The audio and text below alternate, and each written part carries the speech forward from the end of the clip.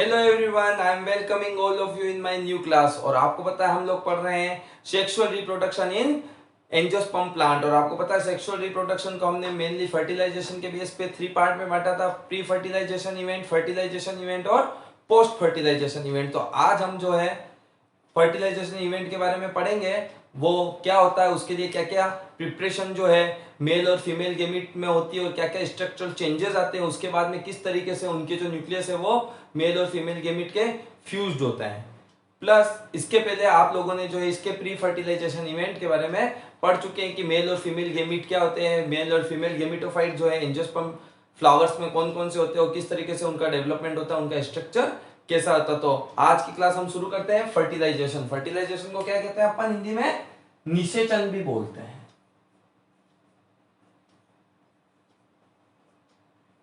It was firstly described and studied by स्ट्रोसबर्गर। स्ट्रोसबर्गर ने इसको सबसे पहले जो है इसका अध्ययन किया था, किसमें किया था? लीलियम के प्लांट में किया था 1884 में। 1884 में स्ट्रोसबर्गर ने इसका अध्ययन जो है लीलियम के फ्लावर के अंदर किया था। और अब आते हैं इसकी डेफिनेशन पे। क्या होता है fertilisation? Fusion of male and female gamete. आपको पता है मेल गेमिट पोलन ग्रेन है, फीमेल गेमिट जो है पूरा एक एपरेटस के अंदर जो है अलग अलग टाइप के जो न्यूक्लियस है, तो उस तरीके से जो दो मेल न्यूक्लियस जाएंगे वो अंदर जाके जो है अलग अलग जगह दो जगह फर्टिलाइजेशन करेंगे। उसी को हम आगे जाके जो है डबल फर्टिलाइजेशन और ट्रिपल फ्यूजन बोलने वाले हैं। ठीक है, तो मेल और फीमेल गेमिट का फ्यूजन होना ही फर्टिलाइजेशन कहलाता है। पर मेल जब फर्टिलाइजेशन शुरू होता है तब सबसे पहले क्या होता है? Germination of pollen grain and growth of pollen tube. तो सबसे पहले क्या होगा? परागकण जो है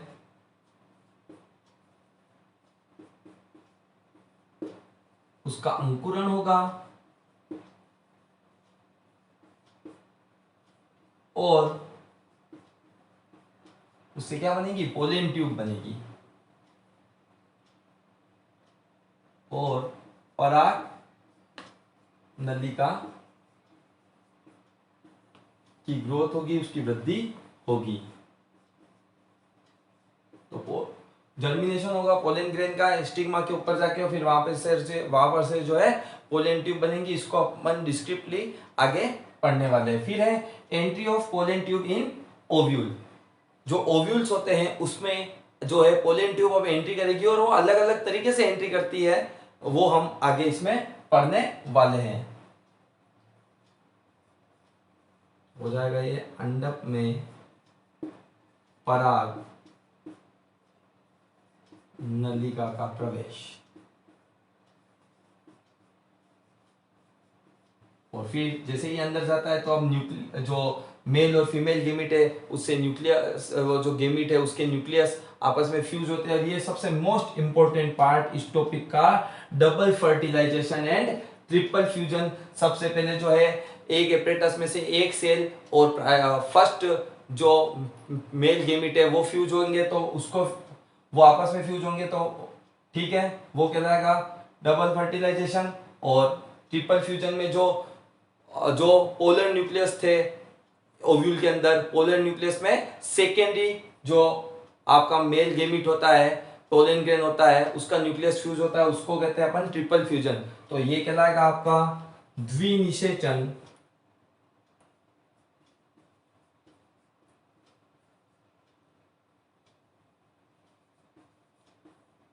और त्रिसंलयन है ना।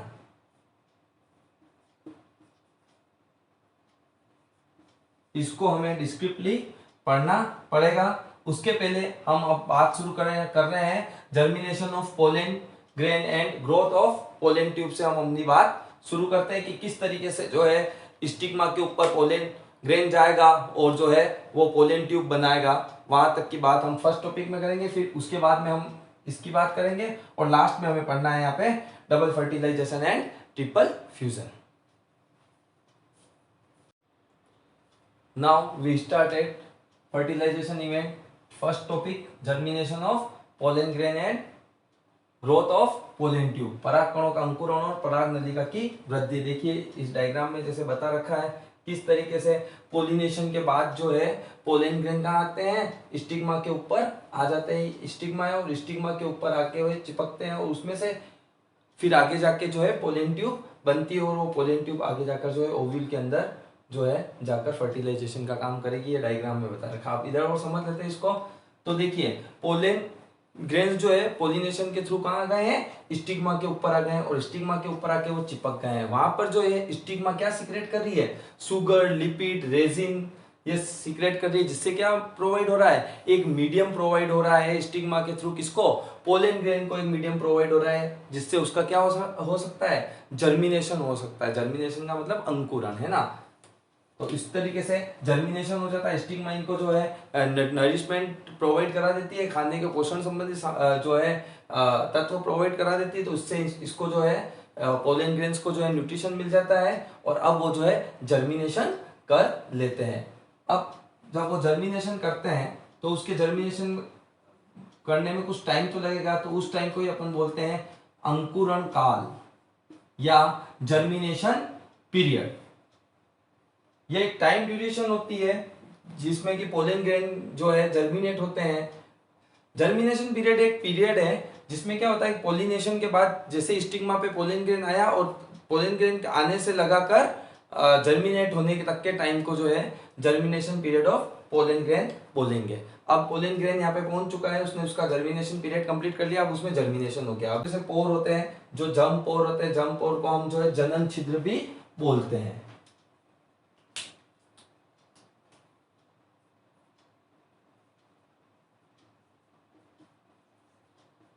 और इसके अंदर वाली लेयर क्या कहलाती है, इंटाइन अंतःचोल।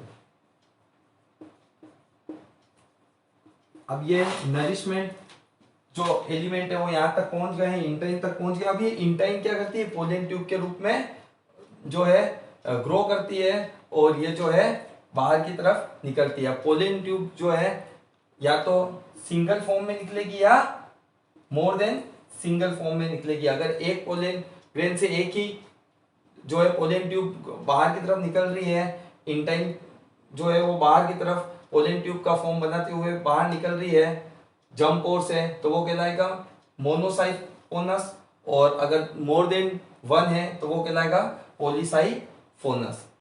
अब जब पोलन ट्यूब ग्रो करती है तो ये कुछ इस पैटर्न से ग्रो करती हुई जो है ये ओव्यूल के अंदर एंटर करेगी। तब जब ये ग्रो करती है तो यहाँ पे दो कंडीशन है, एक तो स्पेसिफिक जो एग्जांपल है उसमें जस्ट लाइक लीलियम और राइबिस में, और एक जो अदर प्लांट्स बच रहे हैं उन सब में है ना।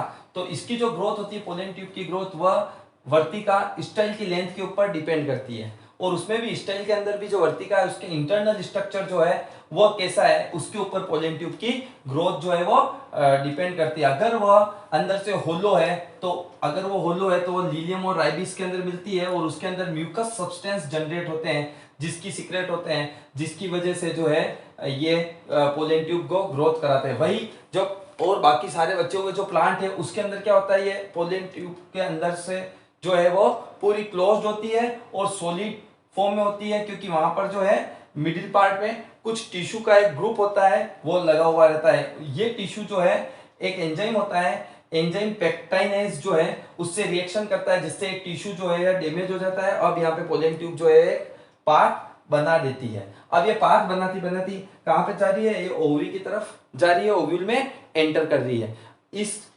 इसकी जो डायरेक्शन है आप देखिए मोनो डायरेक्शनली जाती है, एक यूनि डायरेक्शनली फॉर्म में जो है पोलन ट्यूब अब ओव्यूल की तरफ बढ़ रही है, और उसकी सिंगल डायरेक्शन होती है।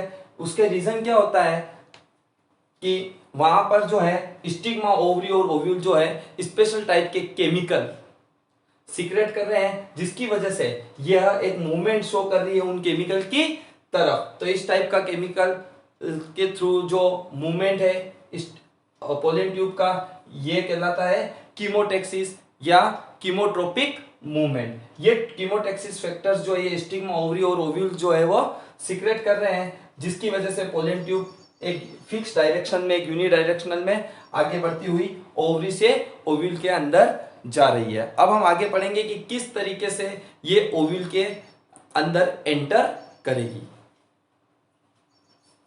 नेक्स्ट है फर्टिलाइजेशन में entry of pollen tube in ovule. Ovule में पोलन ट्यूब कहाँ से एंट्री कर रहा है, उसके पैटर्न के बेस पे 3 पैटर्न हमें यहाँ पे देखने को मिलते हैं, जिसमें से फर्स्ट फॉर्म जो है वो सबसे ज्यादा कॉमन जो है पैटर्न हमें देखने को मिलता है। तो फर्स्ट पैटर्न है प्रोगेमी, सेकेंड पैटर्न है चेलेजोगेमी और थर्ड है मीजोगेमी। फर्स्ट पर चलते हैं प्रोगेमी। प्रोगेमी में क्या होता है, देखिए ये चेलेजा एंड है, ये माइक्रोपाइल एंड है या और ये पोलन ट्यूब है। तो माइक्रोपाइल एंड से होता हुआ ओव्यूल के अंदर जब पोलन ट्यूब जाती है तो वो प्रोगेमी टाइप का, या हम इसको बोल सकते हैं बीजांड द्वारीय प्रवेश कहलाता है।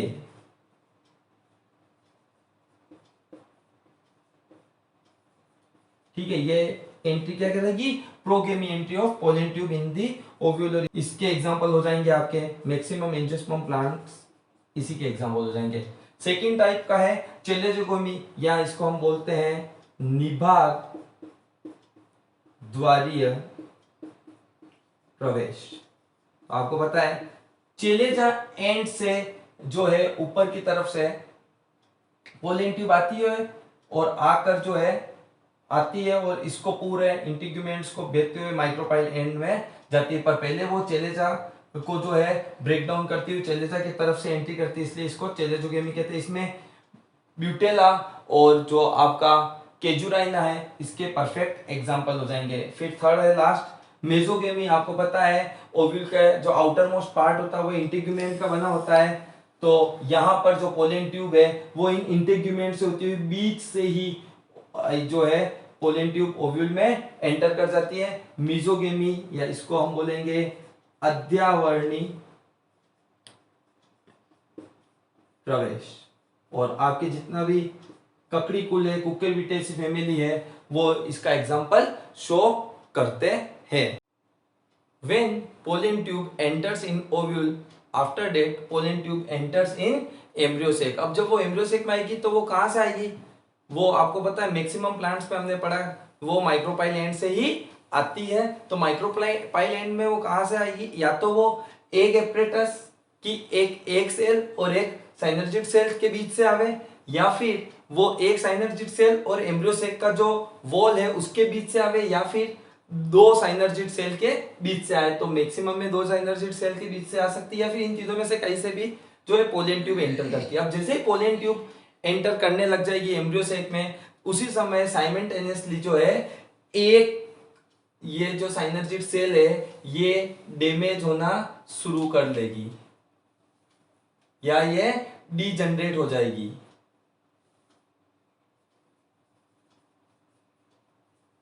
ओके, अब एक डीजनरेट होना शुरू हो गई। अब जैसे ये डीजनरेट होना शुरू हो गई तो इसका साइटोप्लाज्म फ्री होगा एम्ब्रियो सेक के साइटोप्लाज्म में, और यहाँ पर वही अब पोलन ट्यूब के जो आ रही है उसके साथ में 2 क्या है, उसके साथ में 2 मेल गेमिट वो लेके आ रही है। अब जैसे ये अंदर की तरफ एंटर करती है तो अब ये जो साइनर्जिड सेल है वो डीजनरेट हो गई, और दूसरी साइनर्जिड सेल भी जो है वो भी अब फिलीफॉर्म एपरेटस जो है फाइब्रस एक एपरेटस होता है उसमें क्या हो जाती है, कन्वर्ट होनी शुरू हो जाती है। तो वहां पर भी उसके साइटोप्लाज्म में जो है पोलन ट्यूब जो है वो फ्री होती है। अब पोलन ट्यूब के जो अपर पार्ट है वहां पर जो है एक छेद हो जाता है, उसके नीचे की तरफ एक छेद हो जाता है, वहां से दोनों जो मेल गेमिट है वो कहाँ आ जाएंगे, वो इस फिलीफॉर्म एपरेटस के जो साइटोप्लाज्म होता है वहां पर आकर फ्री हो जाएंगे। ठीक है, और अब जो ये आपकी साइनर्जिड सेल है ये फिलीफॉर्म एपरेटस में जो है कन्वर्ट हो जाती है, क्योंकि इसका मेन काम नरिशमेंट प्रोवाइड कराना है। किसको, जो एम्ब्रियो बनने वाला है after double fertilisation and triple fusion के बाद, तो इसको भी लास्ट में जो है ये डीजनरेट हो जाती है और फिलीफॉर्म एपरेटस बना देती है, फाइब्रस एपरेटस बना देती है। अब जैसे ही ये यहाँ पे एंटर होगा इसमें से 2 मेल गेमिट निकलेंगे, जिसमें से प्राइमरी मेल गेमिट जो है वो साइनर्जिड सेल के पास में ही एक सेल होती है उससे जाके मिलने लग जाएगा। वही दूसरा जो है वो अमीबोइड मूवमेंट करता हुआ है सेकेंडरी न्यूक्लियस या फिर पोलर न्यूक्लियस जो बीच में होता है उसके पास जाना शुरू कर देता है। अब हम इस तरीके से जो है हमने देखा कि किस तरीके से पोलन ट्यूब एंट्री करती है और उसके पास जो 2 मेल गेमिट होते हैं उसको फ्री करती है। अब हम देखेंगे नेक्स्ट पार्ट में कि किस तरीके से ये मेल गेमीट जो है ये फीमेल गेमीट के साथ डबल फर्टिलाइजेशन और ट्रिपल फ्यूजन करता है, जो कि एंजियोस्पर्म प्लांट का एक यूनिक कैरेक्टरिस्टिक है, जो हम नेक्स्ट क्लास में कंटिन्यू